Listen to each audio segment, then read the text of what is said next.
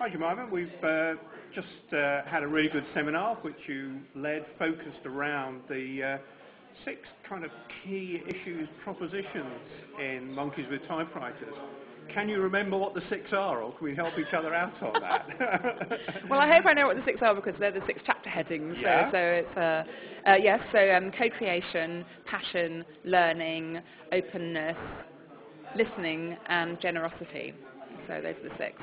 And as you know, I blogged the other day, you've kind of put the tool 2 clicks down. So you talk about those top level values, behaviours, and then how that's played out in all sorts of different settings through interviews, and then you go down onto the tools and so forth. What feedback? We had some great conversations there in the seminar. Where did you find people were focusing? What did you feel was bouncing back to you? I think I'm trying to think of what the sort of key comments were. There was definitely a bit of cynicism there. But a few people said, "Oh, you know, I've tried Facebook and it hasn't worked for me," or "I've tried Twitter, it hasn't worked for me either." And there was definitely a sort of slight feeling of, well, where do I really get started with this stuff? But I think really it was a very positive environment, and I felt that a lot of people had come kind of equipped with the ideas that I started sort of basing the book on, really, or the reason I started out with the book. Peter Senge, he wrote a book in the early 90s about the learning organisation, Area de Gerst, the Living Company. I think those 2 texts are probably very well known by SOL, the Society for Organisational Learning, who organised the event, so it's not really surprising that they were quite tuned in with what I was talking about. So has anybody disagreed with your 6 chapter headings and saying, no, those aren't the right ones? Yeah, actually, a guy from HP got quite angry about learning. He felt that was a pretty superficial treatment of learning, and that we should be looking at a kind of a deeper, a more intuitive learning than the one I was really talking about in the book.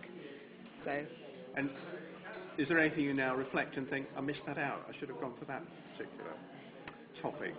You've got a pretty broad spread there. Yeah, I think so. I think there's probably a lot I could cut out, actually. I think I probably talk too much, which is typical, really. Yes. I'll make it shorter next time, more succinct. Yeah, in preparation for this, I did a little blog post earlier today saying, there's conversations going around, well, yes, it's all very well, but it's difficult in organisations. This was promising, it hasn't quite happened. So I did a post saying, is the kind of memory of the summer of social media love, which I think was 2008, is that fading now? Are you feeling more or less optimistic? Well, I'm feeling quite optimistic just because I feel like I've been holed up for 18 months writing a book, so I'm quite optimistic at the moment. But yeah, I think that there was definitely a lot of, when I started researching the book 18 months, 2 years ago, there was definitely a lot of excitement around social media, and maybe a bit of that energy has kind of ebbed somewhat. But I think you've always got new people coming up and coming in who have got new exciting ideas, and no, I'm very positive about things right now. So now you got a bit more time to actually do a bit more social media. I've got more time for social networking, which is fantastic.